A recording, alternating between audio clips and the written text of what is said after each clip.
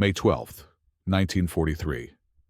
The air over the Cape Bon Peninsula in Tunisia was thick with the taste of dust and finality. For Feldwebel Klaus Richter of the Deutsches Afrikakorps, the world had shrunk to the space behind a sun-scorched boulder, the gritty texture of the rock against his cheek, and the unnerving silence that had fallen after weeks of relentless noise. The symphony of war, the crump of mortars, the chatter of machine guns, the angry buzz of low-flying aircraft, had faded to a single, sustained note of dread. He pressed his ear to the ground, a habit born of survival, but felt no tremor of approaching armor, heard no rhythmic tramp of marching boots. There was only the whisper of the wind across the arid landscape, a sound that seemed to mock the very idea of a front line. His Kar 98 rifle, a familiar weight in his hands for years, felt strangely alien, a useless steel and wood appendage. Its bolt was cool, its magazine empty. Beside him, Gefreiter Hans Schmidt, a boy from Bavaria, with eyes that had seen far too much for his 19 years, stared at the horizon with a placid emptiness that was more disturbing than any panic. They were two among thousands, scattered remnants of an army that had once seemed invincible, now cornered against the sea, with nowhere left to run. The whispers had been circulating for days, passed down from exhausted officers with hollowed eyes. The supply lines were gone, the panzers were out of fuel, the Luftwaffe was a ghost. It was over. The realization wasn't a sudden crash, but a slow, seeping cold that numbed the limbs and spirit. Klaus had fought from the blistering sands of El Alamein to the frozen mud outside of Moscow and back to the sun-baked strip of North Africa. He had been taught, drilled, and conditioned to believe in a singular, glorious path. Now, that path had crumbled into dust at his feet. The propaganda films had shown what happened to German soldiers who were captured. They had depicted scenes of unimaginable cruelty, of brutal enemies who knew nothing of honor or the conventions of war. The enemy to the east he had seen with his own eyes, operated on a plane of existence where mercy was a fatal weakness.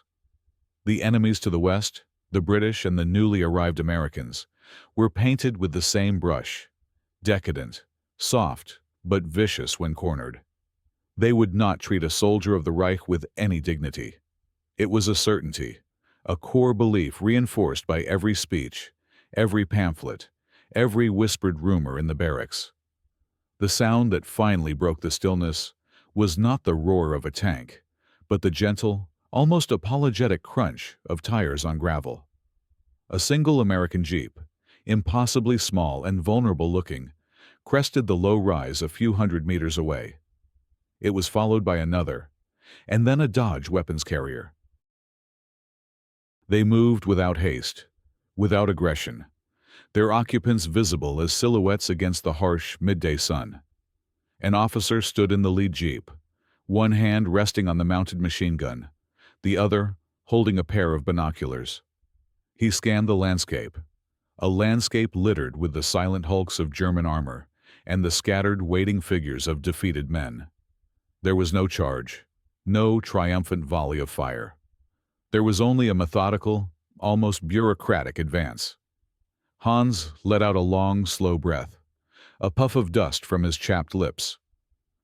"So this is it then," he murmured, his voice hoarse. Klaus didn't reply. He watched as the Jeep stopped. The American officer, a captain by the insignia on his helmet, lowered his binoculars and picked up a megaphone. His voice, tinny and amplified, echoed across the still air, first in English, then in halting, heavily accented German. "The fighting in this sector is over. Lay down your arms. You will be treated in accordance with the Articles of the Geneva Convention. I repeat, lay down your arms. You will be treated fairly."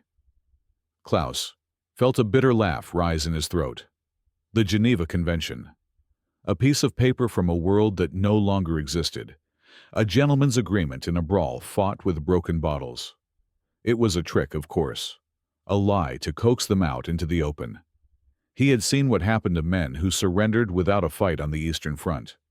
He expected a burst of machine gun fire the moment they showed themselves.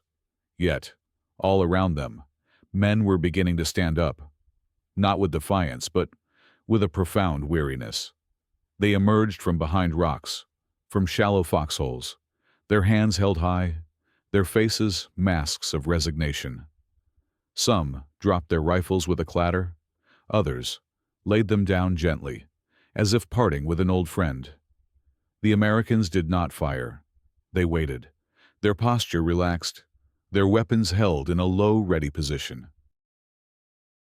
It was profoundly disorienting. Slowly, reluctantly, Klaus pushed himself to his feet. His joints ached. He felt 100 years old. He looked at Hans, whose face was a mixture of fear and a strange, nascent curiosity. Together, they raised their hands, the universal gesture of defeat. Klaus left his rifle leaning against the boulder. He walked forward, his boots scuffing the dry earth, feeling the intense gaze of the American soldiers upon him. They were so young, many of them. Younger than Hans. Their faces were sunburned and streaked with dirt, but their eyes were not filled with the murderous hatred he had been trained to expect. They looked tired, just as tired as he was. A young private with freckles and reddish hair motioned for them to join a growing column of prisoners. He did it, not with a jab of his rifle, but with a slight nod of his head. As Klaus passed, the soldier's eyes met his for a fleeting second. There was no malice there. There was something else, something Klaus couldn't immediately identify. Was it pity? Or just a shared understanding of exhaustion? The prisoners were herded into a loose formation. Officers were separated from enlisted men with a surprising degree of politeness. They were searched for weapons, a process that was thorough, but not degrading. A soldier patted Klaus down, his hands moving professionally over his tunic and trousers, removing a small pocket knife and placing it in a canvas bag. He did not shove or insult him. It was all so procedural, so impersonal. This was the first great shock, the sheer lack of emotion. War, for Klaus, had always been an intensely personal and passionate affair, a crucible of hatred, fear, and loyalty. This felt like being processed at a government office. They were marched for what felt like miles under the unforgiving sun. The column of prisoners swelled, a river of dusty gray-green uniforms flowing through the ochre landscape. The guards walked alongside them, their M1 Garand rifles slung over their shoulders. They didn't shout. They didn't prod anyone with their bayonets. When an older prisoner stumbled and fell, a guard stopped, offered him a sip from his canteen, and helped him back to his feet before motioning for him to continue. Klaus watched this happen with a profound sense of disbelief. It was a simple act of humanity, yet it was so contrary to his entire framework of understanding the enemy that it felt like a hallucination. The propaganda was a lie. That was a simple, stark conclusion. But if that was a lie, what else was? The thought was a dangerous seed planted in the fertile ground of his exhaustion and defeat. They were eventually loaded onto trucks, crammed shoulder to shoulder, a mass of defeated men rumbling towards an unknown destination. As the truck pulled away, Klaus looked back at the battlefield. It was already being sanitized. American engineers were marking minefields, and quartermaster crews were beginning the immense task of collecting salvageable equipment. The war had moved on, and they were no longer a part of it. They were something else now. Prisoners. Cargo. He looked at the faces around him. Some men were weeping silently. Others stared into space, their minds 1,000 kilometers away, back in homes they might never see again. Hans was asleep, his head lolling against Klaus's shoulder, finding a moment's respite in oblivion. Klaus stayed awake, his mind racing. The Americans' behavior was a puzzle he couldn't solve. Their professionalism was more unnerving than open hostility would have been. Hostility was familiar. This quiet, efficient, and strangely humane process was entirely alien. He thought of the stories he had been told, of the fate that awaited them: starvation, brutal labor, summary executions. He looked at the young guard sitting by the tailgate of the truck, his rifle resting across his knees. The guard caught his eye and, for a moment, Klaus tensed. But the American just gave a small, almost imperceptible shrug, as if to say, "This is the job." The sun began to set, painting the sky in hues of orange and purple. The truck rumbled on into the twilight, carrying Klaus Richter and thousands of his comrades away from the war and towards a future that was now a complete and terrifying blank. The first rule he had learned about his enemy was wrong. He wondered, with a growing sense of unease, how many other rules were about to be broken. The journey had just begun. Section 2. The Saltwater Passage. The transition from the battlefield to the first collection point was a blur of dust, diesel fumes, and disorientation. Days bled into one another in a makeshift camp, a sprawling city of tents under the vast, indifferent North African sky. The initial shock of capture gave way to a dull, aching reality. They were counted, questioned, and documented with a relentless efficiency that Klaus found both admirable and deeply unsettling. Each man was given a number, a tag to be worn at all times. Klaus Richter, the decorated Feldwebel, the veteran of two fronts, was now prisoner number 31776. The name felt like a costume he was being forced to wear over his own skin. The food was basic but plentiful. Tins of processed meat, crackers and coffee that was weak but hot. It was more than they had seen in the final weeks of the campaign, a fact that was a source of both relief and a quiet, burning shame. They ate in silence, the scraping of spoons on tin plates the only sound. They were surrounded by wire, but the true prison was the ocean at their backs and the endless desert before them. The American guards were a constant presence, patrolling the perimeter, overseeing the distribution of rations, and managing the daily life of thousands of captive men. They were a curious mixture. Some were hard-faced veterans, their eyes holding the weary knowledge of combat. Others were fresh-faced replacements, their movements still stiff with the newness of their uniforms. Yet, they all shared that same baffling professionalism Klaus had first witnessed. There were no random acts of cruelty, no taunts, no theft of personal belongings. When a German officer, a haughty Prussian major, protested the quality of the water, he was not struck or ignored. He was listened to by an American lieutenant, who calmly explained the logistical challenges of supplying a camp of this size, and assured him they were receiving the same water as the American troops. The major was left speechless, his blustering defiance deflating in the face of such calm reason. Klaus and Hans observed these interactions with a mixture of awe and suspicion. "They are playing a game," Hans insisted one evening as they watched the sun dip below the horizon. "They want us to be docile. They are lulling us into a false sense of security. When we get to wherever they are taking us, the masks will come off." Klaus wasn't so sure. The effort required for such a widespread, consistent deception seemed too great. It was easier to believe that this was simply how they were. The rumors of their destination swirled through the camp like dust devils. Some said they were being shipped to England, others to Egypt. The most terrifying rumor was that they would be handed over to the Free French forces, who were known to harbor a deep and bitter grudge. The truth, when it came, was more unbelievable than any rumor. They were going to America. The word spread through the barracks like a shockwave. America. A place as distant and mythical as the moon. A continent untouched by bombs, unscarred by trenches. A land of impossible wealth and power, the industrial engine that was fueling their own destruction. The idea was so preposterous that many laughed it off. But then the orders came. They were marched to the coast, to the port of Oran, a bustling hub of Allied activity. The harbor was a forest of cranes and ships, a staggering display of logistical might. The sheer scale of it all was demoralizing. Germany was being bled dry, fighting for every liter of fuel, while here, an endless river of supplies flowed from these giant steel vessels.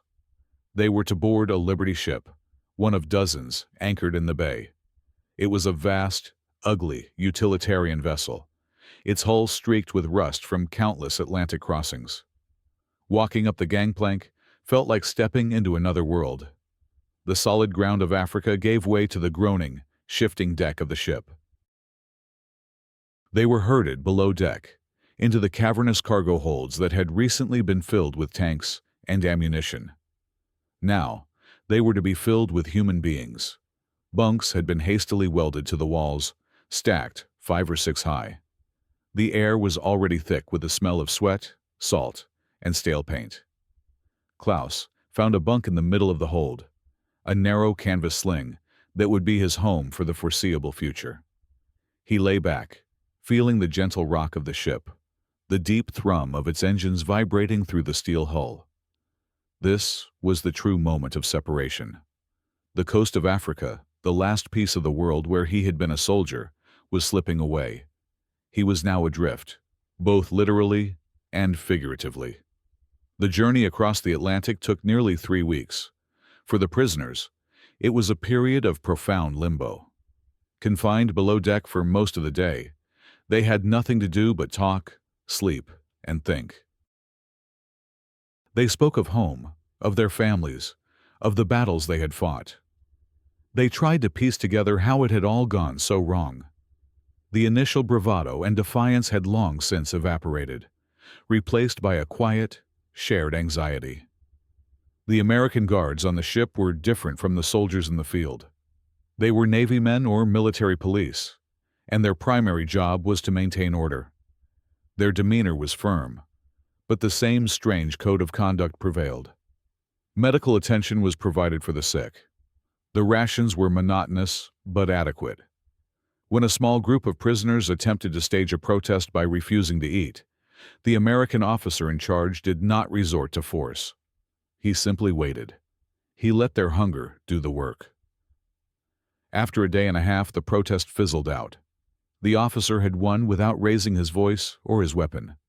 One day, Klaus was on deck during his allotted hour of fresh air. He leaned against the railing, watching the endless expanse of gray water. An American guard, a sailor not much older than Hans, stood nearby, chewing on a piece of gum. After a long silence, the sailor spoke, his English slow and deliberate. "Where you from?" he asked. Klaus, whose English was rudimentary, understood the question. "Germany," he replied, stating the obvious. The sailor nodded. "Yeah, I know. I mean, what city?" "Dresden," Klaus said. The sailor's face registered no recognition. "Never heard of it.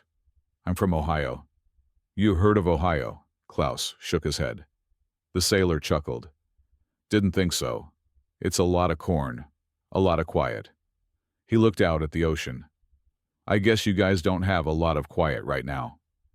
The conversation was simple, almost childish, but it struck Klaus with immense force. Here was the enemy, the faceless aggressor from the propaganda posters, and he was just a boy from a place called Ohio who chewed gum and talked about corn. He felt a dizzying sense of the world's vastness and the absurdity of their situation. Two young men from different continents, who should have been trying to kill each other, were instead having a stilted conversation about geography in the middle of the Atlantic Ocean.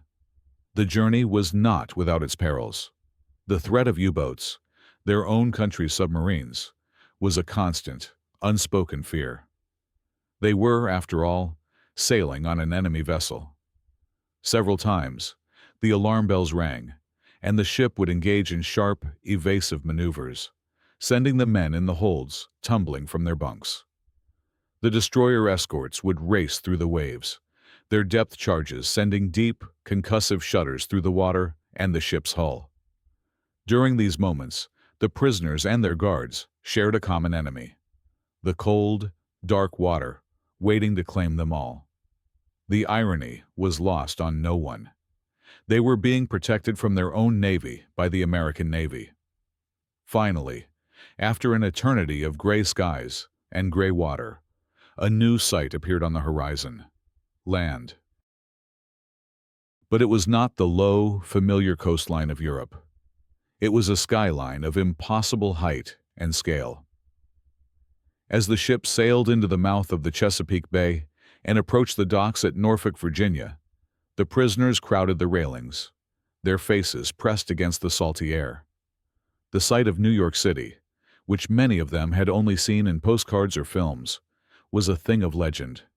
But even this secondary port was overwhelming. Skyscrapers clawed at the sky. Bridges of immense size spanned the waterways. The sheer number of cars, trucks, and trains moving with purpose and energy was breathtaking. And everywhere there was light. In Germany, the cities were blacked out, living in fear of the nightly bomber raids. Here, the city blazed with 1,000,000 points of light, a defiant celebration of its own security. This was the arsenal of democracy, and Klaus could see now that it was not just a factory. It was a civilization, a world, operating on a level of power and plenty that he had never imagined. The propaganda had told them that America was a nation of decadent jazz musicians and gangsters, a corrupt and crumbling society. The reality was a hammer blow to that worldview. Stepping onto the pier at Norfolk was as significant as stepping onto another planet. The air smelled different, not of cordite and decay, but of coal smoke, salt, and something else. A faint, sweet smell of prosperity. They were marched from the ship to a waiting train, a long silver centipede of passenger cars. Klaus had seen American trains in newsreels, but the reality was still a shock. The seats were plush. The windows were large and clean. They were given sandwiches, thick slices of white bread with meat and cheese, and cartons of milk. Milk, a simple luxury that had become a rarity back home.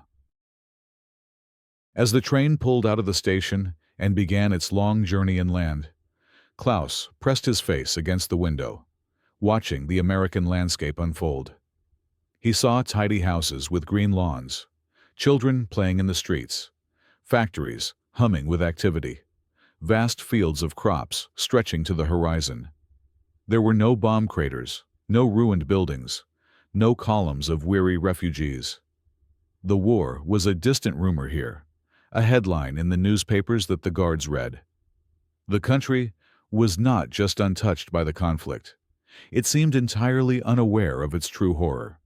This, more than any battle or any professional guard, was the most profound psychological weapon the Americans possessed. They were not just fighting a war. They were living in a different reality, a reality of peace and abundance that made the desperate, total war of the Third Reich seem like a pathetic, self-destructive madness.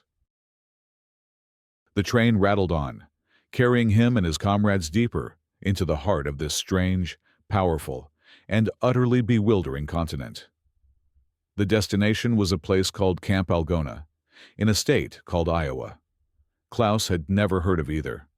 He was a prisoner of war, but he felt more like an explorer who had stumbled upon a new and incomprehensible world. The mask, Hans had said, would eventually come off. Klaus was beginning to wonder if there was no mask at all. Perhaps this was the true face of his enemy. Section 3. The Iowa Cornfields. The train journey was a relentless assault on the senses and a systematic dismantling of every preconceived notion Klaus Richter held about the United States. For days the train rolled westward, a silver thread stitching together a quilt of landscapes so vast and varied it defied comprehension. They passed through the rolling green hills of the Appalachians, crossed wide, muddy rivers on towering steel trestles, and entered the great, flat expanse of the Midwest. The sheer, unadulterated size of the country was a physical presence, a constant pressure against the window of the train car. To the German prisoners, accustomed to the compact, ancient landscapes of Europe, where every square meter was steeped in history and conflict, this endless territory seemed both a promise and a threat. It was a land of infinite resources, a place that could absorb armies and swallow invasions without a trace. The journey was also an education in American abundance. At every stop, a new set of guards would board, and fresh supplies would be brought on. The prisoners ate regularly, their meals simple but filling. White bread, something Klaus hadn't seen in years, was a staple.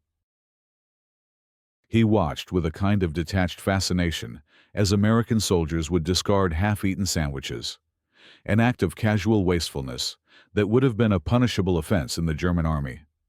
He saw freight trains, some over a mile long, laden with cars, with lumber, with coal, with cattle, rumbling past in the opposite direction, a testament to an industrial and agricultural machine that operated on a superhuman scale.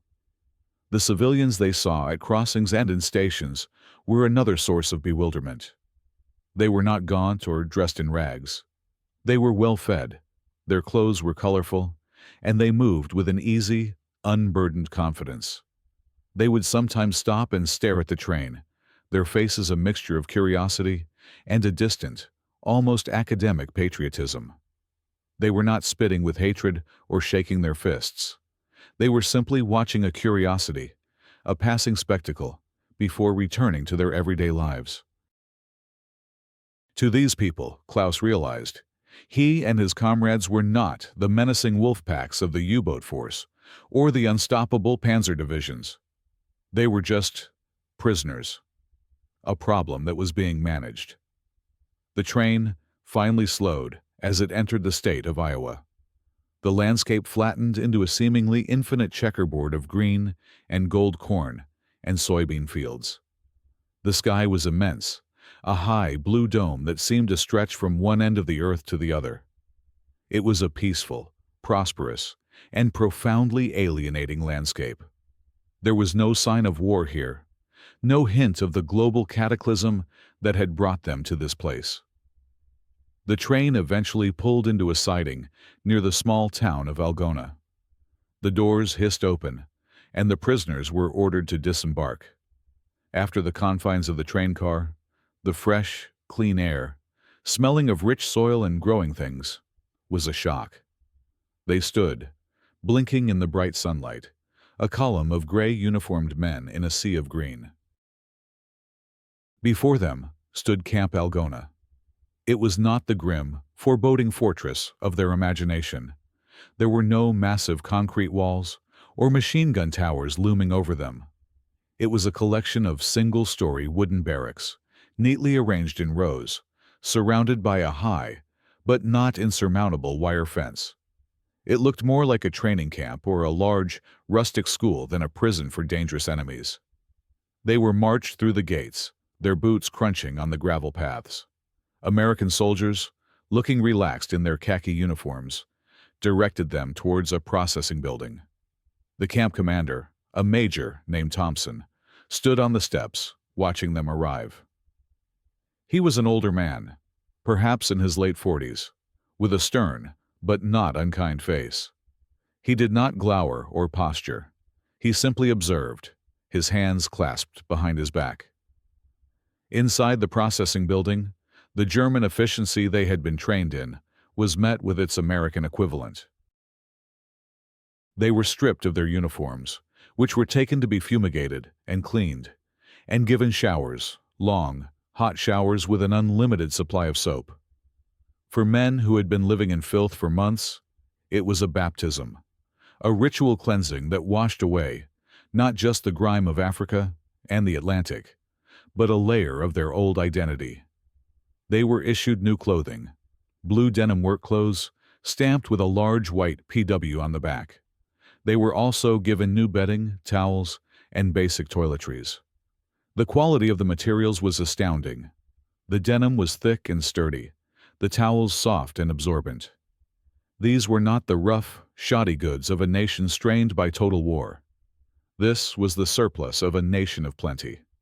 They were assigned to barracks, long wooden buildings that were clean and airy. Each man had his own cot, a small footlocker, and a window that looked out onto the sprawling Iowa landscape. Compared to the cramped, lice-ridden bunkers of the front lines, it was a palace. Klaus and Hans found themselves in the same barracks. They sat on their respective cots, the unfamiliar feeling of clean clothes on clean skin a strange sensation. Hans ran his hand over the rough wool blanket. "This is better than the barracks in basic training," he said, his voice filled with wonder. "It's a trick, Hans," another prisoner, a cynical corporal from Berlin named Schultz, grumbled from a nearby bunk. "Fattening us up. For what, I don't know. Maybe they'll use us for medical experiments." The comment hung in the air, a reminder of the ingrained suspicion that still lingered. But the evidence of their own senses was beginning to contradict a lifetime of conditioning. The next morning, they were assembled on the parade ground. Major Thompson addressed them through an interpreter. His speech was brief and to the point. He did not speak of victory or defeat, of ideology or blame. He spoke of rules. "You are prisoners of war," he began, his voice calm and steady. "You are also soldiers. You will be expected to conduct yourselves as such. This camp is operated under the guidelines of the 1929 Geneva Convention relative to the treatment of prisoners of war. You will be given adequate food, housing, and medical care. You will be allowed to write and receive mail, subject to censorship. You will be allowed to practice your religion. You will be required to work, as stipulated by the convention. Officers will not be required to perform manual labor, but may volunteer. Your German non-commissioned officers will remain in charge of your daily discipline." He paused, letting his words sink in. "We have our rules. You have your rules. As long as we all abide by them, our time together will be orderly. If you attempt to escape, you will be pursued, and if necessary, force will be used. If you violate the camp regulations, you will be punished." Likewise, and here he looked directly at the American guards standing at the perimeter of the formation. "If any of our personnel violate the regulations regarding your treatment, they will also be punished. We are a nation of laws. That applies to everyone inside this fence, prisoner and guard alike. Are there any questions?" A heavy silence fell over the prisoners. They stared at the major, trying to understand what they had just heard. Punished? American guards punished for mistreating them? The concept was so foreign, so completely outside their experience, that it seemed like a mistranslation. In their world, a guard's authority was absolute. A prisoner's well-being was subject to the guard's mood, his whims, his capacity for cruelty or kindness. The idea that the guard was himself subject to a higher law, a law that protected the prisoner, was revolutionary. Schultz, the cynic, let out a short, sharp laugh. "A nation of laws," he muttered to the man next to him. "He says that with a straight face. We'll see how long that lasts." Life in Camp Algona settled into a routine. The days were structured and monotonous. Wake up, roll call, breakfast, work details, lunch, more work, dinner, free time, lights out. The work was primarily agricultural. The war had created a severe labor shortage in America, and the prisoners were put to work in the fields, helping to harvest the crops that would feed the Allied armies and civilian populations. They were trucked out to local farms each morning, a strange sight for the local Iowans. Convoys of enemy soldiers heading out to work their land. The interactions with the farmers were initially tense. These were men whose sons and brothers were fighting and falling in Europe and the Pacific. But the Germans were, for the most part, hard workers. They knew farming. A shared language of agriculture began to bridge the gap. A farmer would demonstrate how to use a piece of American equipment, and a German prisoner, a farmer himself back home, would nod in understanding. They were paid for their labor in Camp Scrip, a currency they could use at the camp canteen to buy small luxuries like cigarettes, candy, and Coca-Cola. The existence of a canteen itself was a marvel. The idea that a prisoner could purchase goods, that his comfort was a consideration, was part of the larger puzzle of this place. Klaus found the physical labor exhausting, but oddly satisfying. It was honest work under the sun and sky, a welcome change from the nerve-shredding anxiety of the front. It left him too tired at the end of the day to brood. He worked hard, kept his head down, and observed. He watched the guards, young men from towns like this one, all across America. They were not cruel. They were often bored. They carried their rifles, but as the weeks turned into months, their posture became more relaxed. They would talk about baseball, about their girlfriends, about their plans for after the war. They treated the prisoners not as subhuman monsters, but as a chore, a responsibility to be managed. Yet, underneath the placid surface of camp life, the German command structure remained. The senior German NCOs enforced their own discipline, sometimes more harshly than the Americans. They held secret meetings, maintained a sense of military order, and discouraged any fraternization with the guards.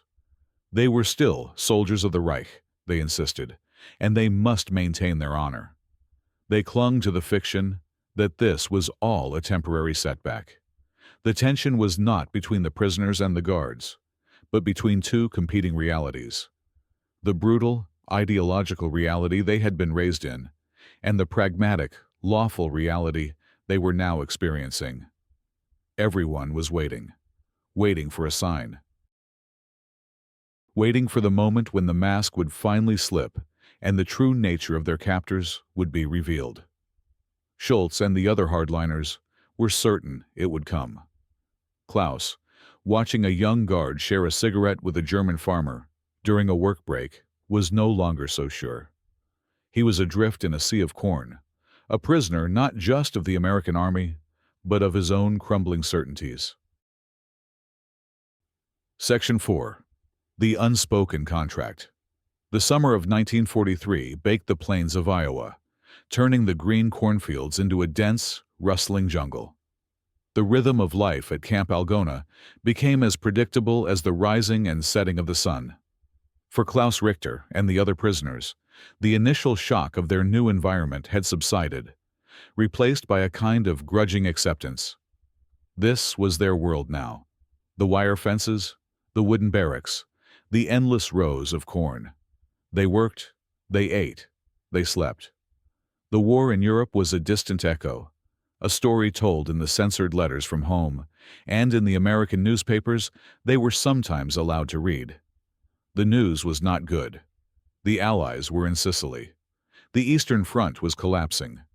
The cities of Germany were being pounded from the air. A deep sense of helplessness began to pervade the camp. They were safe. They were well fed, but they were powerless to affect the fate of their nation or their families. This psychological burden was, in many ways, heavier than any physical hardship they had endured on the battlefield. The camp administration, led by Major Thompson, continued to operate with that same bewildering adherence to protocol. The food was consistently good, a balanced diet that included meat, vegetables, and fruit. A camp infirmary, staffed by an American doctor and German prisoner medics, provided competent medical care. A library was established, stocked with books in both German and English. There were even opportunities for recreation. A soccer field was cleared, and fierce matches were played between barracks. A theater group was formed, staging plays in the mess hall. An orchestra, using instruments purchased with camp funds, gave concerts on Sunday afternoons. To an outsider, it might have looked less like a prisoner of war camp and more like a strange, isolated community. This environment was a constant source of friction within the German prisoner population. Two factions began to emerge. The first, and by far the largest, simply adapted. They followed the rules, did their work, and took advantage of the amenities offered. They were soldiers who had lost a war and their primary goal was now survival and an eventual return home. The second faction, a smaller but more vocal group of ardent National Socialists, viewed this treatment with deep suspicion and contempt. They saw it as a form of psychological warfare, a decadent American trick to soften them, to break their ideological resolve. Led by a charismatic and unyielding Oberfeldwebel named Steiner, they enforced a rigid code of conduct among the prisoners. They held secret political indoctrination sessions, singing forbidden songs and reminding their comrades of their duty to the Führer. They discouraged any form of cooperation with the Americans beyond the bare minimum required. To them, learning English was a form of treason. Playing soccer on a field provided by the enemy was a betrayal.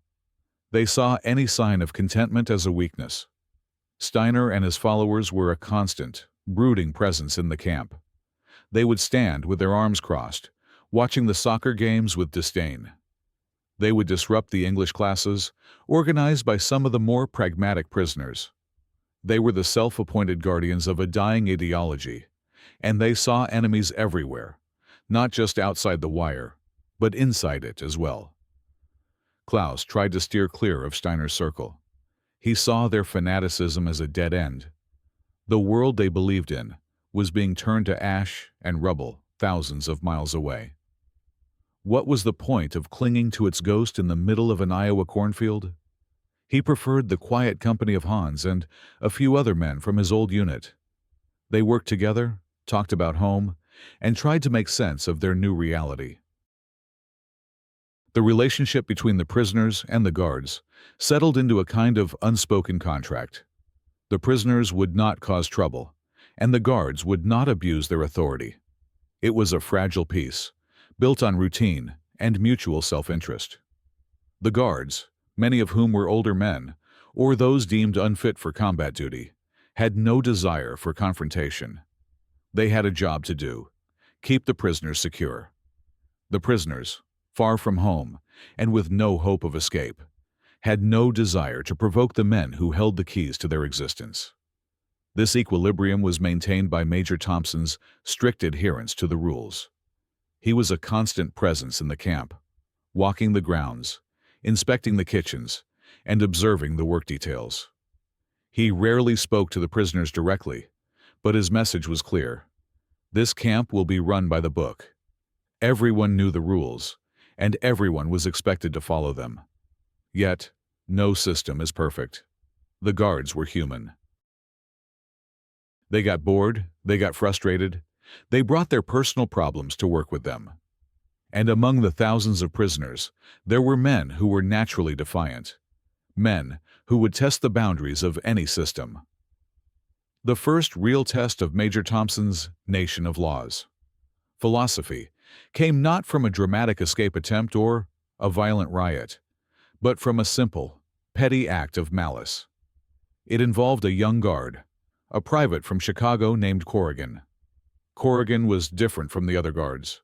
He was bitter, angry. He had a brother who had been severely wounded in the Pacific, and he harbored a deep, personal hatred for the enemy.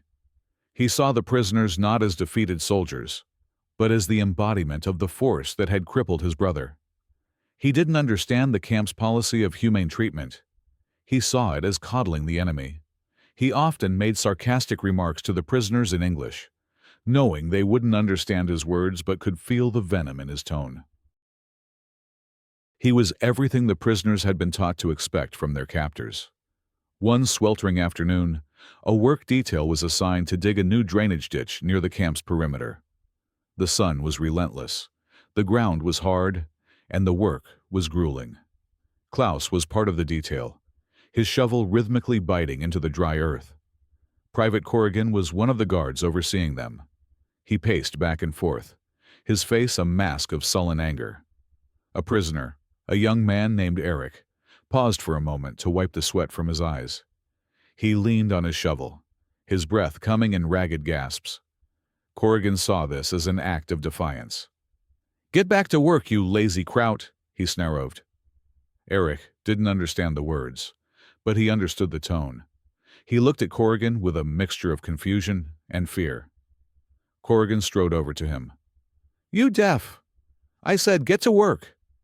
He punctuated the sentence by shoving Eric hard in the chest with the butt of his rifle. It wasn't a brutal, bone-breaking blow, but it was a clear and unambiguous act of physical aggression. Eric stumbled backward and fell to the ground. A collective gasp went through the prisoners. Every man on the detail froze, their shovels still. They looked from Eric, sprawled in the dust, to Corrigan, who stood over him, his face flushed with rage. This was it. This was the moment they had been waiting for. This was the mask slipping. The cynical predictions of Schultz and the hardliners were coming true. The unspoken contract had been broken. The other American guard on duty, an older sergeant named Peterson, immediately moved to intervene. "Corrigan, what in the hell do you think you're doing?" he barked. "He wasn't working, Sarge," Corrigan spat, not taking his eyes off Eric. "I was motivating him." "You don't motivate him like that," Peterson said, his voice low and dangerous.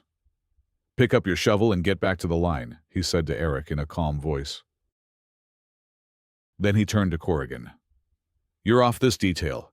Report back to the orderly room, now." Corrigan hesitated for a second, a flicker of defiance in his eyes. But he was outranked.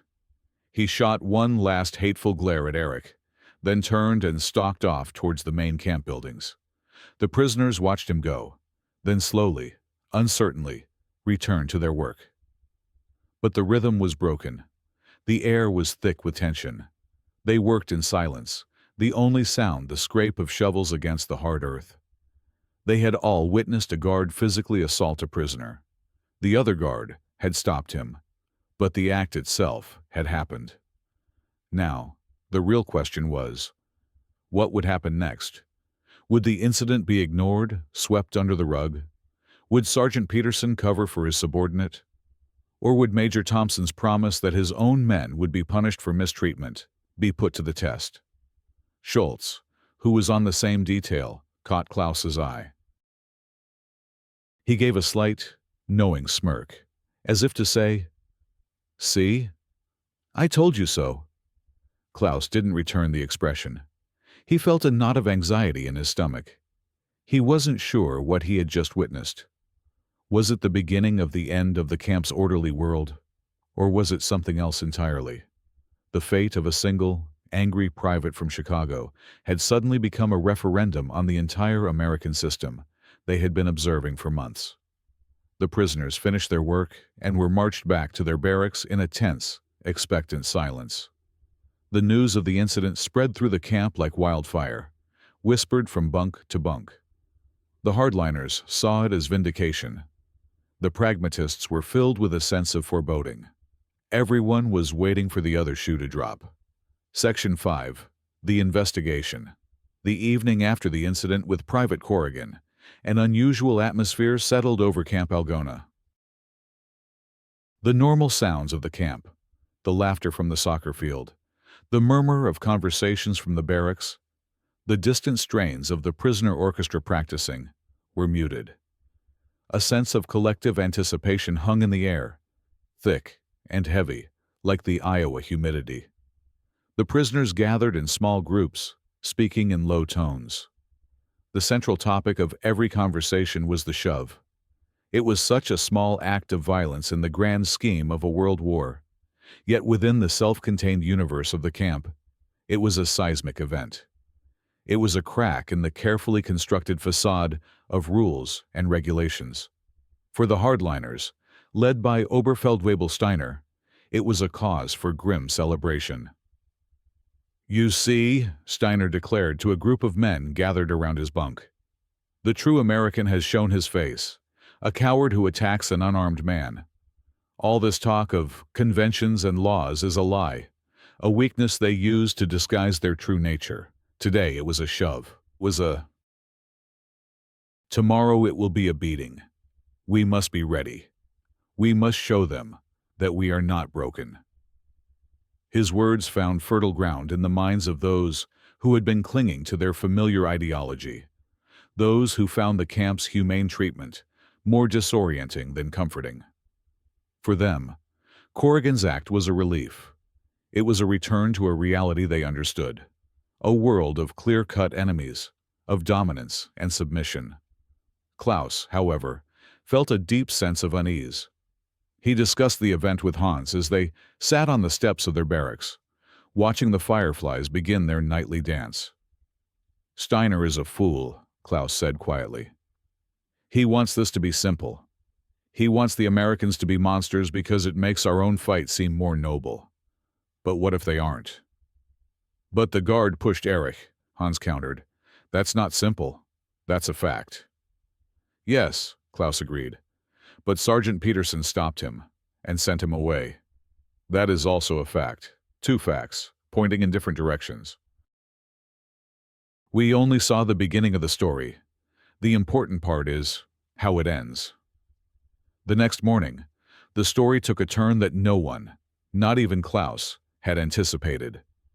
During the morning roll call, the German barracks leaders were summoned by the sergeant major. When they returned, they carried an order: Feldwebel Klaus Richter, Gefreiter Erich Schmidt, the prisoner who had been pushed, and Corporal Schultz were to report to the camp commander's office at 900 hours. The news rippled through the formation. They were not being punished. They were being summoned as witnesses. The idea was so novel that it took a moment to process. The camp's American administration was formally investigating the conduct of one of its own guards, and they were calling German prisoners to provide testimony. This was not how power was supposed to work. The victor did not ask the vanquished for his opinion. At the appointed time, Klaus, Erich, and Schultz were escorted by a corporal to the small administrative building that housed Major Thompson's office. The building was quiet, the wooden floors polished, the air smelling of paper and coffee. It felt a world away from the dust and sweat of the work details. They were shown into a small waiting room. Through an open door, they could see Private Corrigan standing at attention before the major's desk, with Sergeant Peterson standing to one side. They couldn't hear the words, but the tension in the room was palpable. Corrigan's face was pale and defiant. Major Thompson's expression was unreadable. After a few minutes, Corrigan was dismissed. He stormed out of the office, his face a thundercloud of fury, refusing to look at the three Germans as he passed. Then they were called in. The office was simple, functional. An American flag stood in one corner, a map of Europe on the wall behind the desk. Major Thompson sat behind his desk, and an interpreter, a young American soldier who was fluent in German, sat beside him. Sergeant Peterson remained standing near the door. The major gestured for them to sit in the three wooden chairs placed before his desk. "Thank you for coming," Major Thompson began, his words translated calmly and precisely by the interpreter. "I have asked you here because I have received a report from Sergeant Peterson regarding an incident that occurred yesterday on a work detail. The report alleges that Private Corrigan used improper physical force against prisoner Schmidt. I need to hear your account of what happened." He looked at Erich. "Prisoner Schmidt, please tell me exactly what you recall." Erich, a young man who was not used to being the center of attention, was visibly nervous. He stammered at first, but the major's calm demeanor seemed to put him at ease. He recounted the events simply and factually. The heat, the hard work, his pausing to catch his breath, the guard's angry words and the shove that knocked him to the ground. The interpreter relayed his words without emotion. Major Thompson listened intently, making a few notes on a legal pad. He did not interrupt. When Erich was finished, the major turned to Schultz. "Corporal Schultz, did you witness this?" Schultz, the cynic, seemed to relish the opportunity. He gave a detailed, slightly exaggerated account, emphasizing the guard's aggression and the fear it had caused among the prisoners. He seemed to be playing to an invisible audience, confirming his own worldview that the Americans were brutal and undisciplined. Finally, Major Thompson turned his gaze to Klaus. "Feldwebel Richter, you were the senior non-commissioned officer on that detail.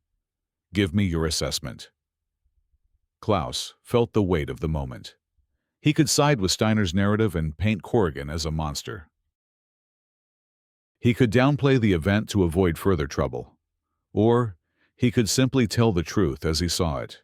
He chose the latter. "Major," he began, speaking slowly, so the interpreter could keep up. "What the other men have said is true. Private Corrigan became angry and pushed prisoner Schmidt to the ground without proper cause. It was a violation of the discipline I would expect from a soldier guarding prisoners." He paused, then added, "It is also true that Sergeant Peterson immediately intervened, corrected his subordinate, and removed him from the detail. His actions were professional and correct." Major Thompson looked at Klaus for a long moment, a flicker of something, perhaps respect, in his eyes. He had not just gotten a witness account. He had gotten a professional military assessment from an enemy NCO. The major leaned back in his chair. "The Geneva Convention is not just a document to me," he said, more to himself than to the prisoners. "It is the framework that separates soldiers from barbarians. It is a promise we make, not just to our enemies, but to ourselves. It is a statement of who we are." He looked back at the three Germans. Private Corrigan's actions were a violation of the Uniform Code of Military Justice and the regulations governing this camp. They were an embarrassment to my command and to the United States Army. This will not be tolerated. He stood up, signaling the end of the meeting. "Thank you for your testimony. You may return to your barracks." As they were escorted out, Klaus's mind was reeling. He had just participated in a legal process that he could not have imagined in his wildest dreams. He had been treated as a credible witness, his word given weight in a judgment against one of his captors. The system wasn't a lie. It wasn't a trick. It was real. The implications were staggering. It meant that the power of the guards was not absolute. It meant there was a higher authority, an authority based on principles, to which even the Americans themselves were subject. It fundamentally contradicted the ethos of the Third Reich, where power was the only law and the will of the superior was absolute. Walking back to the barracks, Schultz was uncharacteristically quiet. The experience had clearly rattled his cynical certainty. Eric looked relieved, but also confused, as if he couldn't quite believe what had just happened. Klaus felt a profound shift within himself. He had spent his entire adult life in a system that demanded blind obedience to authority. He was now in a system that held its own authority accountable. It was a more complex and perhaps a more powerful form of strength than he had ever encountered. The investigation was over, but now the entire camp waited for the final, most important act, the verdict and the sentence. Section 6. A Public Reckoning. The day after the investigation, a palpable tension gripped Camp Algona.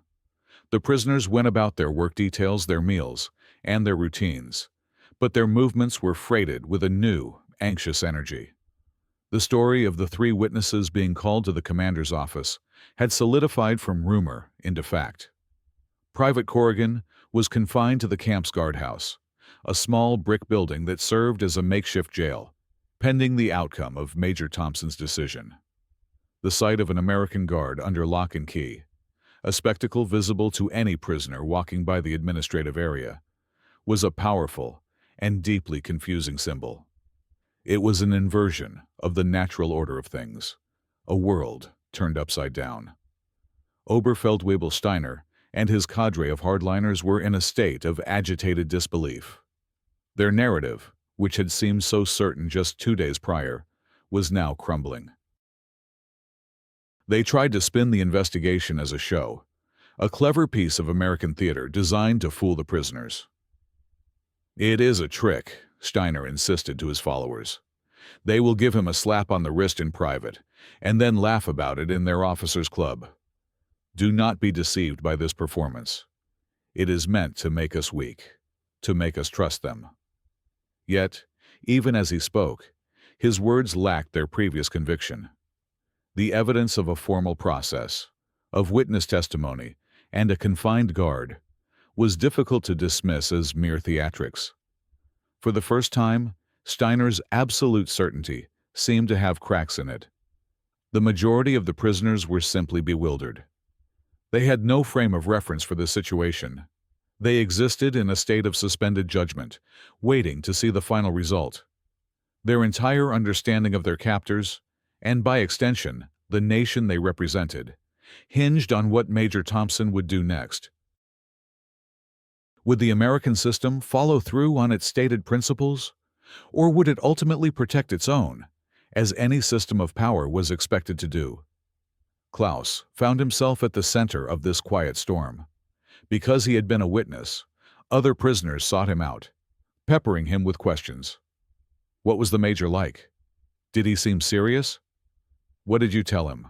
Klaus answered them all with a calm, factual recounting of the meeting. He offered no speculation, no opinion. He simply described what had happened.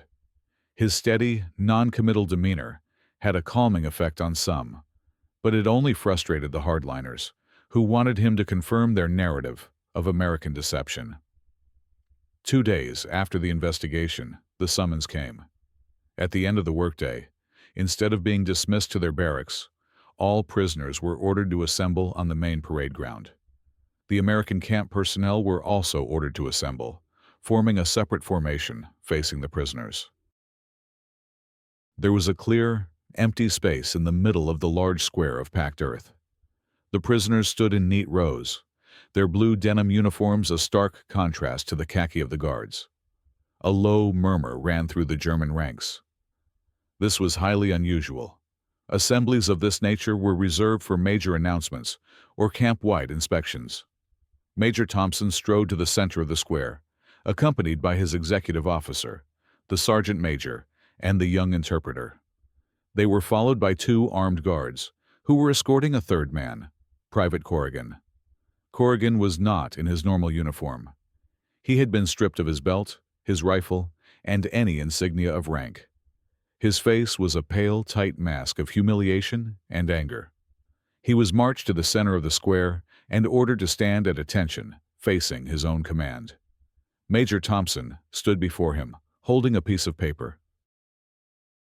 The entire camp, several thousand German prisoners, and a few hundred American soldiers, stood in absolute silence. The only sound was the rustle of the Iowa wind in the nearby cornfields and the flutter of the American flag on its pole. The major began to speak, his voice clear and strong, carrying across the parade ground. The interpreter, standing beside him, translated his words, sentence by sentence, into German. Pursuant to an investigation conducted under the authority of the Uniform Code of Military Justice, the major began, his tone formal and unyielding. Private First Class James Corrigan has been found guilty of Article 93, cruelty and maltreatment of a person subject to his orders, and Article 134, conduct prejudicial to good order and discipline. The words, in both English and German, landed with the force of hammer blows. Guilty. It was an official verdict. Not a reprimand, not a quiet transfer, but a formal finding of guilt based on a military code of law. A wave of astonishment washed over the German prisoners. Klaus, standing in the front rank, felt his heart pound. He could see the faces of his fellow prisoners, their expressions a mixture of shock, disbelief, and a dawning reluctant respect. Steiner, standing a few rows back, looked as if he had been physically struck. The sentence is as follows, Major Thompson continued, his voice unwavering. Private Corrigan is hereby reduced in rank to private. He is sentenced to 30 days of hard labor, confined to the camp. He will forfeit 2/3 of his pay for a period of 2 months. This sentence is effective immediately. He then turned his attention from Corrigan to the assembled American guards. Let this be a clear and unambiguous message to every member of this command. Our mission here is not just to house and secure these prisoners. It is to uphold the laws and the honor of the United States Army. We are not the enemy they were taught we are. We will demonstrate this not through words, but through our actions. Any deviation from the standards of professional conduct and the articles of the Geneva Convention will be met with swift and severe disciplinary action. We are Americans. We are soldiers. We will act like it. Dismissed. With that, he turned, gave a crisp nod to the sergeant major, and walked back towards his office. The two armed guards took Private Corrigan, now stripped of his rank, by the arms, and marched him towards the guardhouse to begin his sentence of hard labor. The American formation was dismissed, and the soldiers dispersed, their faces grim and serious. There was no chatter, no gloating. They had just witnessed one of their own being publicly shamed and punished, a sobering experience for any military unit. The German prisoners remained standing for a long moment, a sea of stunned faces. The interpreter then gave the order for them to be dismissed. They broke ranks, not with their usual rush towards the mess hall, but slowly, thoughtfully. They walked back to their barracks in small groups, a profound silence having replaced their earlier anxious chatter. The mask had not just slipped, it had been ceremoniously removed, and what lay beneath was something no one had expected. It was a system of laws so strong that it was willing to publicly sacrifice one of its own soldiers to uphold its integrity, and to do so in full view of its enemies. That evening, the atmosphere in Barracks 7, where Klaus and Hans lived, was transformed. The cynical pronouncements of Schultz were gone. The defiant rhetoric of the hardliners was absent. In their place was a quiet, contemplative mood. Men sat on their bunks, lost in thought. The public reckoning had shaken the very foundations of their worldview. It was Hans who finally broke the silence. "They actually did it," he whispered, his voice filled with awe. "They punished him. In front of us," Klaus nodded, looking out the window at the setting sun. "They told us they were a nation of laws, Hans. Today, they proved it." Schultz, lying on his bunk and staring at the wooden ceiling, spoke for the first time. "I don't understand it," he said, his voice stripped of its usual sarcasm. "Why? Why would they do that? We are the enemy. Why show us that? It makes no sense from a military perspective. It is a sign of weakness." "Is it?" Klaus countered, turning from the window. "Or is it a sign of a different kind of strength? A strength we don't understand?" He thought about the German army, about the concept of Befehl ist Befehl. An order is an order.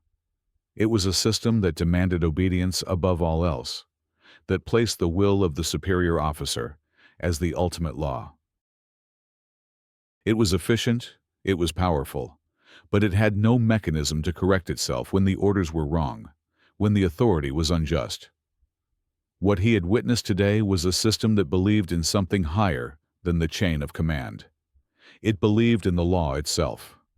That night, as he lay in his bunk, Klaus realized that he had learned more about America in that single 20-minute ceremony on the parade ground than he had in all the months since his capture. He had been captured by an army, but he was being held by a nation, and that nation, for all its strangeness, possessed a character that was far more complex and formidable than any propaganda could ever capture. The war for the world was being fought with tanks and planes far away. But a different kind of battle, a battle for the mind, and for the understanding of what it means to be strong, was being fought right here, in the quiet cornfields of Iowa. And the outcome was no longer certain. Section 7. The Seeds of Change. In the weeks following the public punishment of Private Corrigan, a subtle but profound transformation began to sweep through Camp Algona. The event had acted as a catalyst, dissolving the rigid skepticism of many prisoners and replacing it with a grudging, complex form of respect. The authority of Oberfeldwebel Steiner and the hardliners was irrevocably damaged.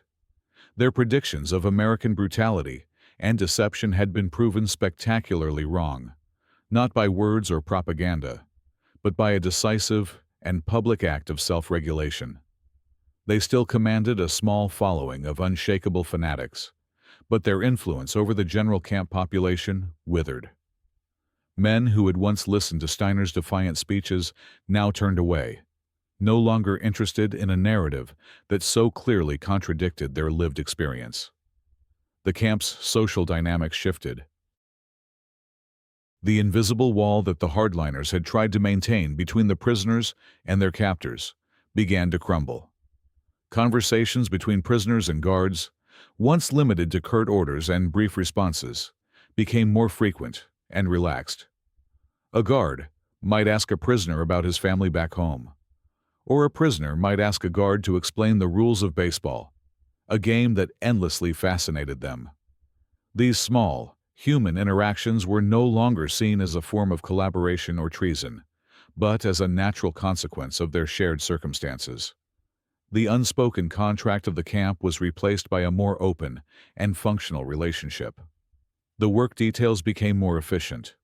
The prisoners, understanding that the system was, by and large, fair, were more willing to work diligently. The farmers of Iowa, who had initially been wary of having enemy soldiers on their land, began to see them as individuals. They would share their lunches with the prisoners, offer them cold drinks on hot days, and sometimes even invite them to eat with their families at midday.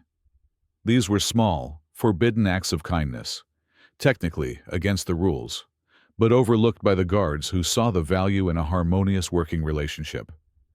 Klaus witnessed a scene one day that stuck with him.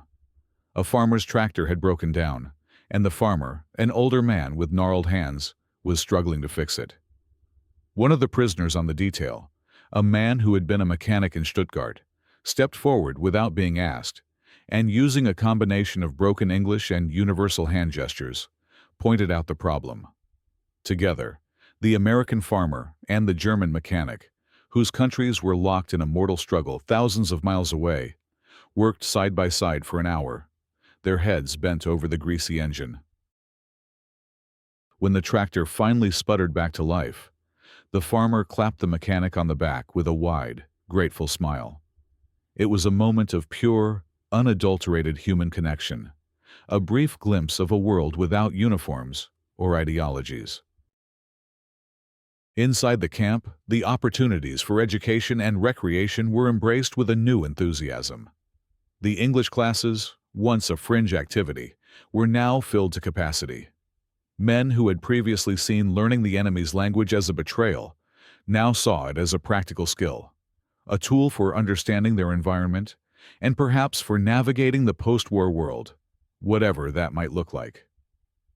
The camp library became one of the most popular places in the compound. The prisoners devoured the German language books, but many also began to tackle the English ones, painstakingly translating them with dictionaries. They read American history, novels, and even copies of the U.S. Constitution. For men raised in a totalitarian state where information was strictly controlled, the free access to ideas was both intoxicating and disorienting. They began to debate.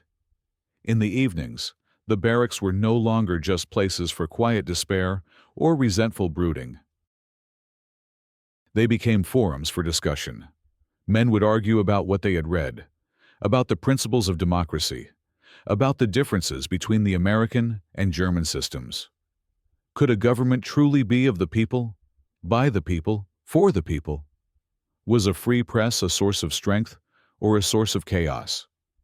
These were not abstract academic questions. They were existential inquiries, attempts to make sense of the collision between the world they had been taught to believe in and the world they were now experiencing. The camp's theater group staged ever more ambitious productions, and the orchestra's repertoire expanded. These cultural activities were more than just a way to pass the time. They were a way of rebuilding a sense of community and shared purpose, a way of reasserting their humanity in a situation designed to strip it away. Major Thompson's administration quietly encouraged these developments. They provided more books for the library, more instruments for the orchestra, and even allowed the prisoners to publish a camp newspaper, the Draft Post, the Wire Post. The paper, written and edited by the prisoners themselves, contained camp news, poems, short stories, and essays. It was subject to American censorship, but the censors were surprisingly lenient, allowing for a remarkable degree of free expression. This policy was not born of simple altruism. It was a pragmatic and intelligent approach to camp management. The American command understood that a busy, engaged prisoner was a less troublesome prisoner. A man who was rehearsing for a play or writing an article for the newspaper was not a man who was plotting an escape or fomenting dissent. By providing these outlets, they were creating a safer, more stable environment for everyone. Klaus found himself taking on a new role in this changing environment. As a respected Feldwebel, who had been a direct witness to the Corrigan affair, his opinion carried weight. He became an unofficial liaison, a bridge between the German NCOs and the American administration. He encouraged his fellow prisoners to focus on self-improvement, to use this time not as a period of passive waiting, but as an opportunity for education. "The war will end," he would tell them, "and we will go home. What kind of men do we want to be when we get there? Do we want to be bitter and broken? Or do we want to be men who have learned something, men who can help rebuild?" He helped organize new courses, finding prisoners with skills in mathematics, engineering, or literature to teach their comrades. He worked with the American librarians to procure textbooks. The barracks began to resemble a makeshift university.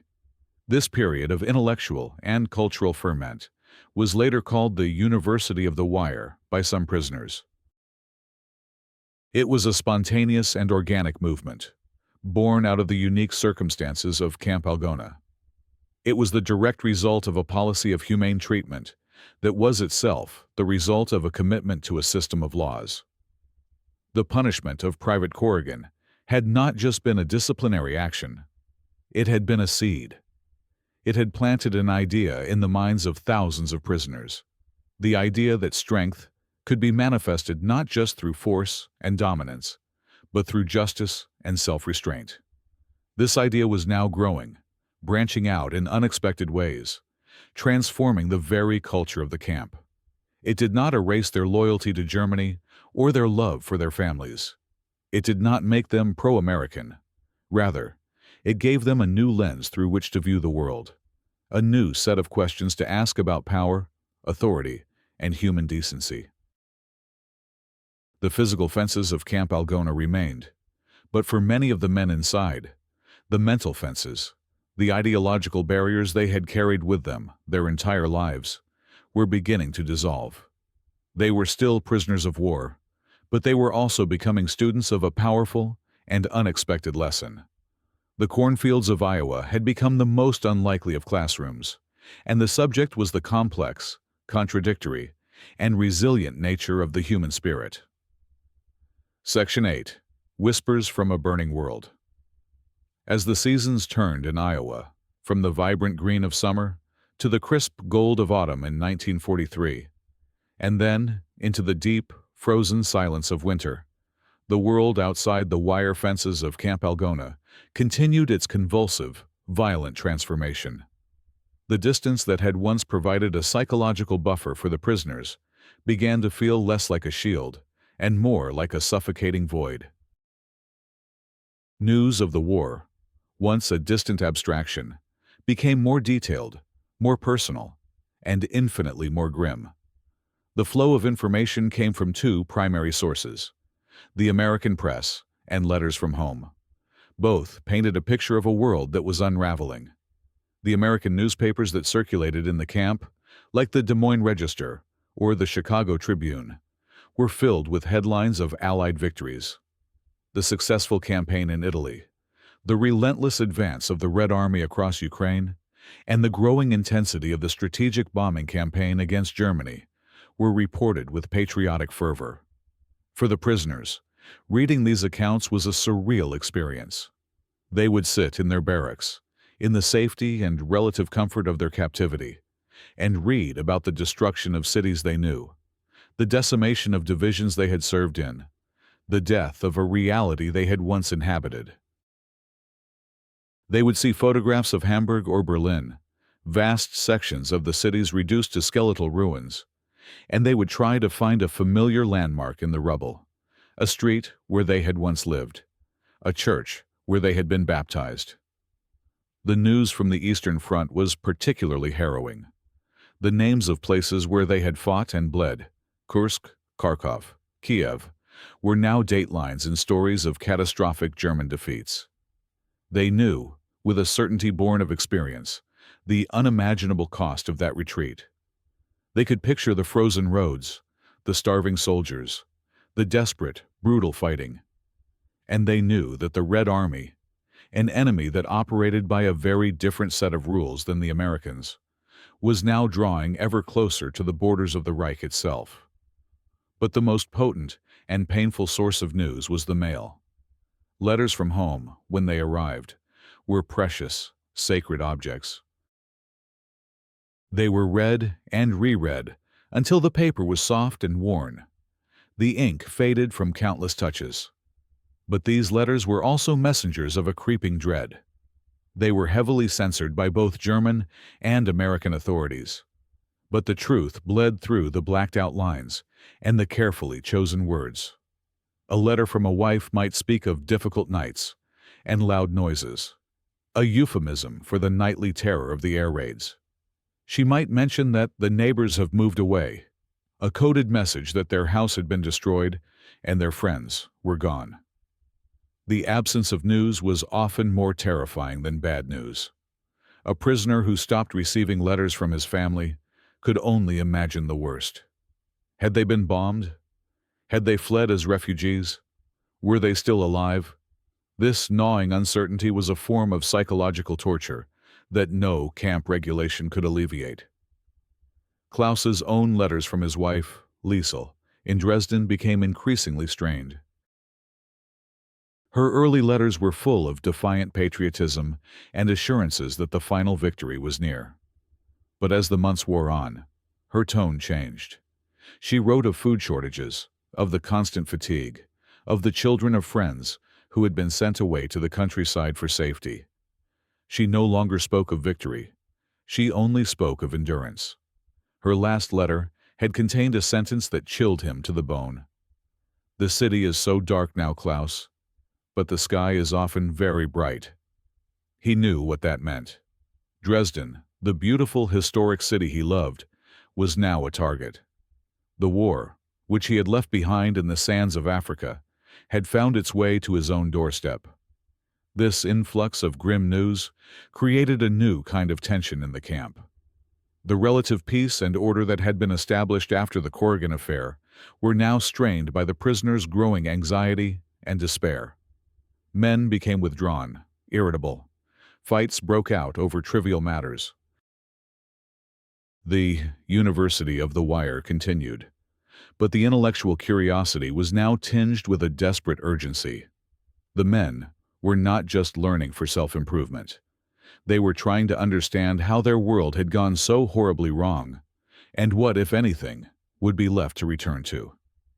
The American camp administration was not oblivious to this change in morale. Major Thompson and his staff noticed the increase in depression and disciplinary infractions. Their response was, once again, rooted in a pragmatic and surprisingly empathetic understanding of the situation. They increased the recreational programs, organizing more sporting events, and encouraging the theater and music groups. They understood that keeping the men's minds and bodies occupied was the best antidote to despair. In a more controversial move, they began to work with a small group of German prisoners who had become disillusioned with the Nazi regime. These men, often academics, priests, or union leaders who had been conscripted into the army, began to hold informal re-education sessions. These were not heavy-handed propaganda lectures. They were voluntary discussions about German history, political philosophy, and the principles of democratic government. They were framed not as an attack on Germany, but as an exploration of the path that had led Germany to this catastrophic war. This program was, predictably, a lightning rod for the remaining hardliners. Steiner, seeing a chance to regain some of his lost influence, denounced the participants as traitors. "They are trying to poison your minds," he railed. "They are working with the enemy to destroy the German spirit." But his audience was smaller now. The men who attended the discussions were not seeking to betray their country. They were seeking answers. They were fathers and husbands who read letters about their burning cities and starving children, and they wanted to know why. The program created a deep ideological schism within the camp, a conflict that was far more profound than the earlier friction over camp rules. This was a battle for the soul of the German prisoner, a struggle over how to interpret the past and how to imagine the future. Klaus attended a few of the sessions out of curiosity. He listened, as a former history professor from Heidelberg, led a discussion on the rise of the Nazi Party, not as a glorious national awakening, but as a political movement that exploited economic hardship and national humiliation. He heard a priest speak about the conflict between Christian ethics and the state's demand for absolute obedience. The ideas were challenging, even heretical, but they were not dismissed out of hand. They were debated, argued over, and considered with a seriousness that would have been unthinkable just a year before. The prisoners of Camp Algona were in a unique and paradoxical position. They were physically safer than any of their countrymen back in Germany.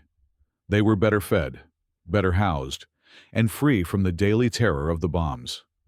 Yet, they were also forced to be passive observers of their own nation's destruction. They were trapped in a gilded cage while their world burned down around them. This combination of physical safety and psychological torment created a fertile ground for introspection and change. The whispers from their burning world forced them to confront the questions they had never dared to ask. Was the cause they had fought for just? Was the leader they had followed infallible? Was the suffering of their families the result of a noble sacrifice, or a terrible, unforgivable mistake? There were no easy answers to be found in the cornfields of Iowa. But for the first time, the men were free to ask the questions. And that freedom, a direct result of the lawful and humane system their captors had built, was proving to be the most revolutionary force of all. Section 9. The Fabric of a New Reality.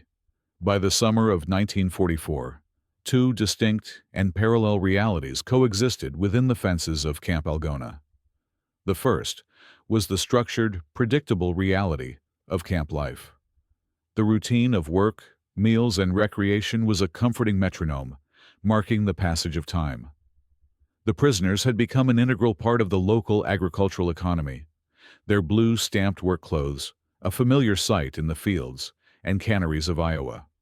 The camp itself had evolved into a remarkably complex and self-sufficient community, with its own workshops, gardens, newspaper, and cultural institutions.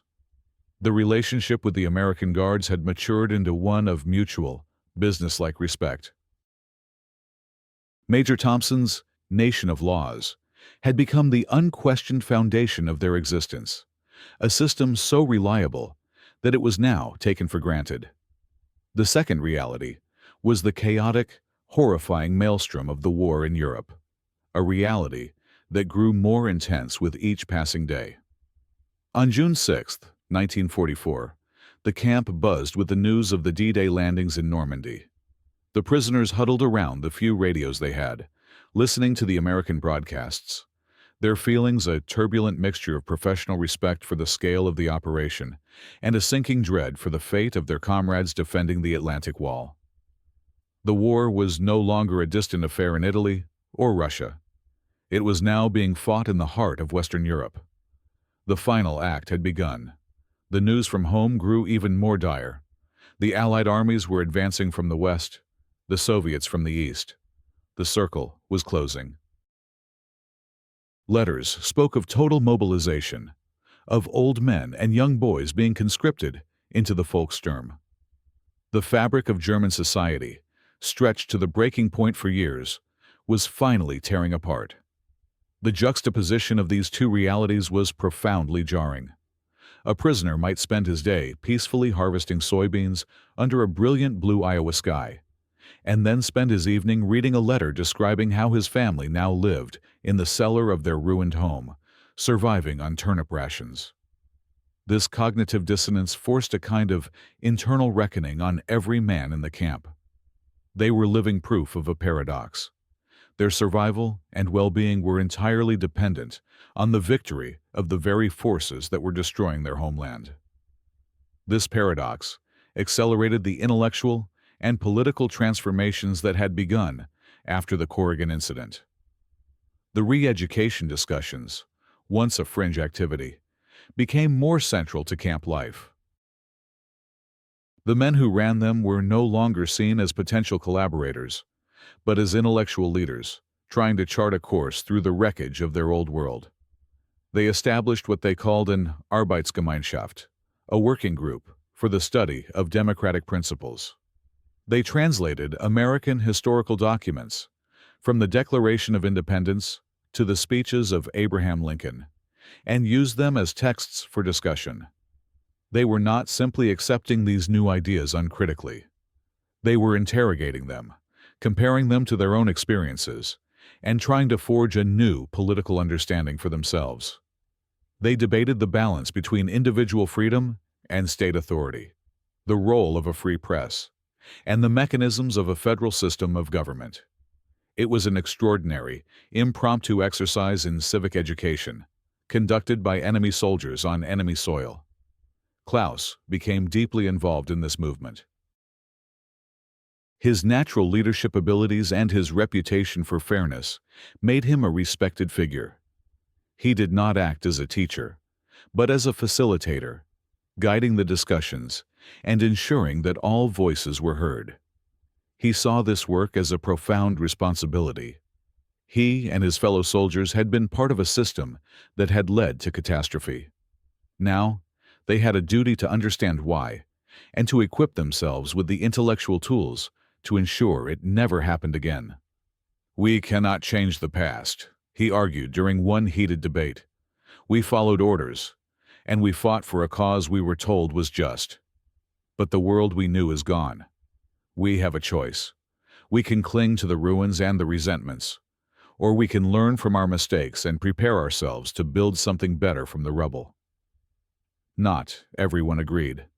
A small but stubborn contingent of hardliners, still loyal to the bitter end, viewed these activities with utter contempt. They retreated into a self-imposed isolation, refusing to participate in the camp's educational programs or to engage with anyone they deemed a traitor. They represented the last vestiges of an ideology that was being extinguished in a storm of fire and steel half a world away. Their sullen presence was a constant reminder of the past, a ghost at the feast of new ideas. The American administration, for its part, observed this internal German struggle with a careful, hands-off approach. They provided the resources, the books, the meeting spaces, the newspapers, but they did not force the ideology.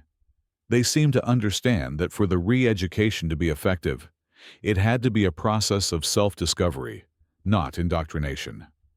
Their strategy was one of exposure, not conversion.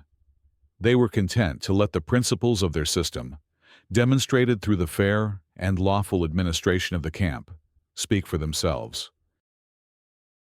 The most powerful form of education, however, often came not from books or lectures, but from direct, personal experience. As the war entered its final stages, a new program was introduced. Select groups of prisoners, under guard, were taken on carefully managed tours of the surrounding communities. They were shown not military installations or propaganda displays, but the mundane, everyday institutions of American life. They visited a local high school and observed a student government debate. They attended a town hall meeting where ordinary citizens argued passionately with their elected mayor about a proposal to pave a new road. They toured a cooperative creamery, owned and operated by the very farmers whose fields they worked. For men who had come from a society where all power flowed from the top down, where dissent was crushed and civil society was subservient to the state, these experiences were revelatory. To see a teenager publicly challenge the school principal, or a farmer openly criticize the mayor, without fear of reprisal, was to witness a form of power and social organization that was utterly alien. They saw a society that was not orderly because of fear, but because of a shared consensus and a trust in due process. It was messy, it was loud, it was often inefficient, but it was also incredibly resilient. The strength of America, they began to realize, was not just in its factories and its armies. It was in its town halls, its free press, its voluntary associations, its deeply ingrained culture of lawful dissent. One afternoon, Klaus's group was taken to observe a local court proceeding. It was a minor property dispute between two neighbors. They watched as the two citizens, neither of them wealthy or powerful, presented their cases before an elected judge. They had lawyers. They presented evidence. They cross-examined witnesses. The entire process was governed by a complex but transparent set of rules. At the end, the judge rendered his verdict, explaining his reasoning based on the law and the evidence. The losing party was clearly unhappy, but he accepted the verdict. He shook hands with his opponent and left the courtroom. The system had worked. Klaus was mesmerized. He had witnessed a conflict being resolved not by force, not by status, not by the will of a powerful leader, but by the application of reason and law. It was the Corrigan incident, writ small, a microcosm of the principle that had so shocked them all a year earlier. This, he thought to himself, was the secret. This was the source of the quiet confidence he saw in the Americans. Their society was built on a foundation of law that applied to everyone, from a private who shoved a prisoner to a farmer arguing over a fence line. As he walked out of the small Iowa courthouse and back into the sunlight, Klaus felt the last pieces of his old worldview fall away. The fabric of his reality had been unpicked, thread by thread, since his capture. Now, in its place, he could begin to see the weave of a new one. It was a reality based not on the infallibility of a leader or the glory of the state, but on the simple, powerful idea that no one is above the law. Section 10. The Long Journey Home. The news of Germany's final surrender in May of 1945 arrived at Camp Algona, not as a sudden, dramatic announcement, but as a slow, inevitable confirmation of what everyone had known for months. The war in Europe was over. A profound and complicated silence fell over the camp. There was no celebration, no joy. For the American guards, it was a moment of quiet relief, the end of a long and difficult job.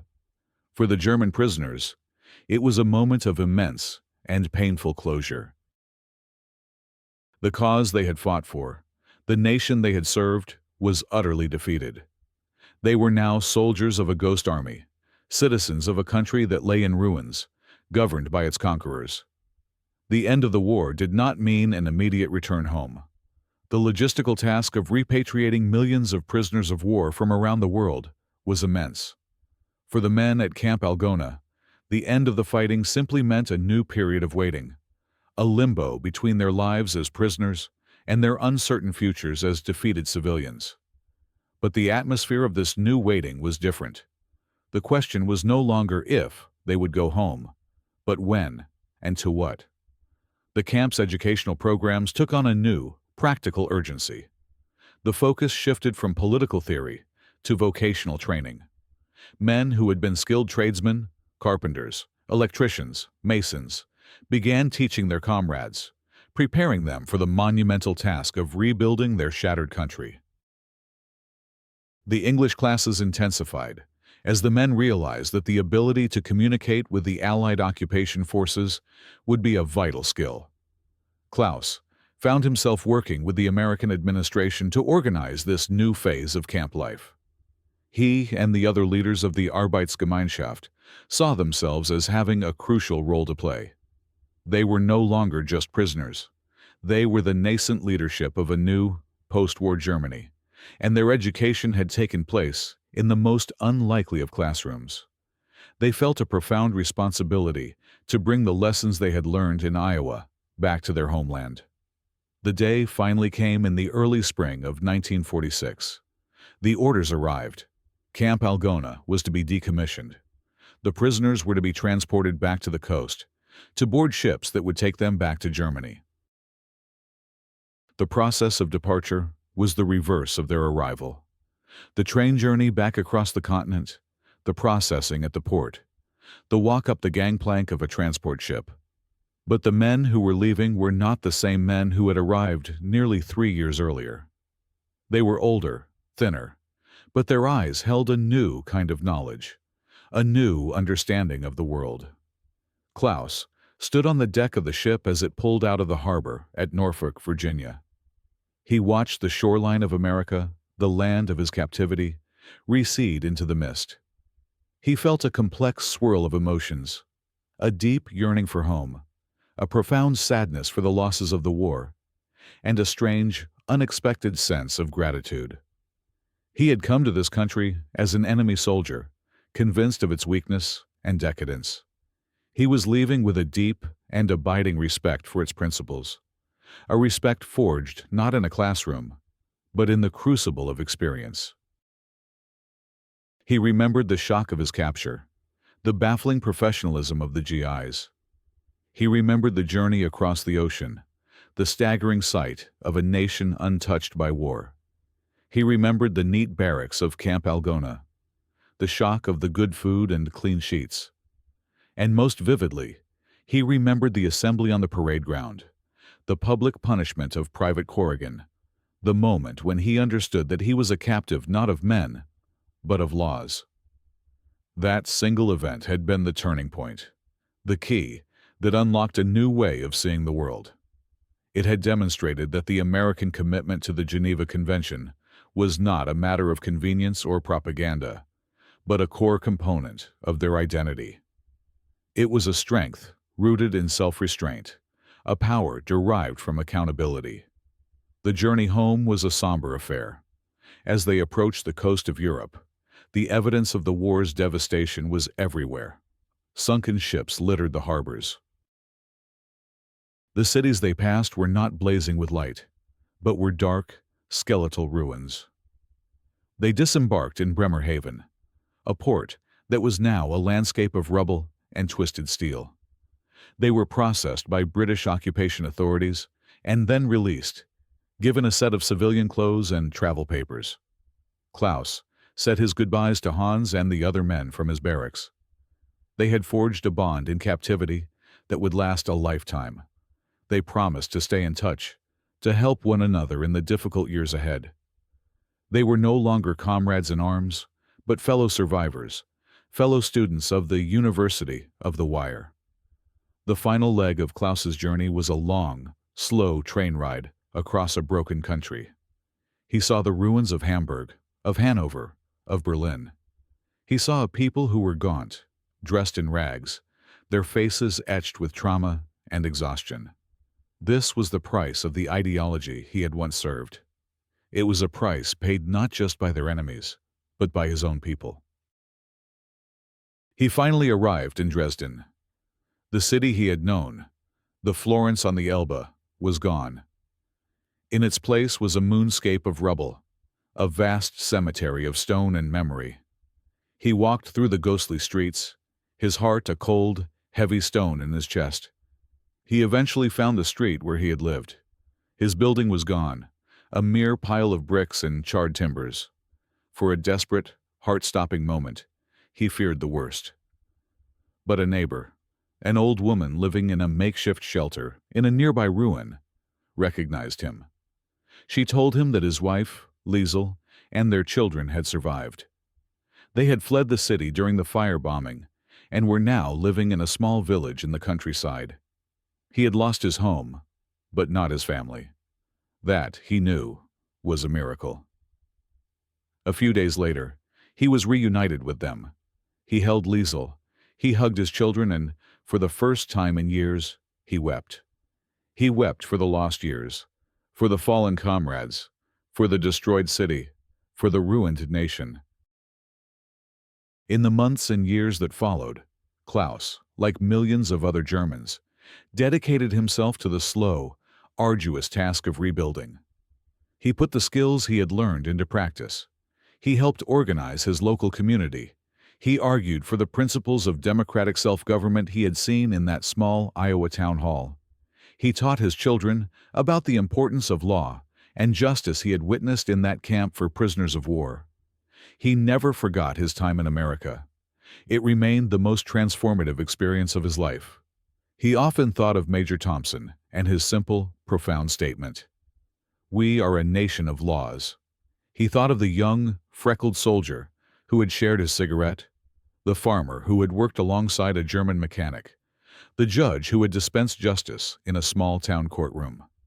He had been sent to America as a prisoner, but he had returned as something more. He had returned with an idea, a powerful and resilient idea that had been demonstrated to him by his enemies. The idea that true strength is not the power to inflict your will on others, but the courage to subject your own power to the constraints of principle. It was a lesson learned in captivity, a lesson that would become the quiet, guiding principle of the rest of his life, a testament to the unexpected ways that human decency can endure and even flourish in the darkest of times.